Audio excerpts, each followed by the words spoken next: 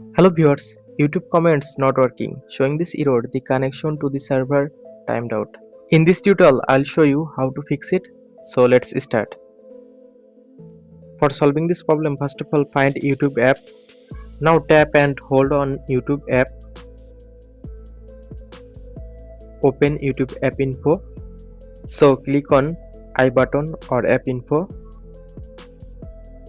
Now a menu will appear. Just scroll down. Tap on storage. Tap on clear data. Now tap on delete to confirm. Now tap on force stop. Tap on OK to confirm. Now go back to home screen. Open Play Store. Now tap on search bar and search for YouTube. From here update your YouTube app.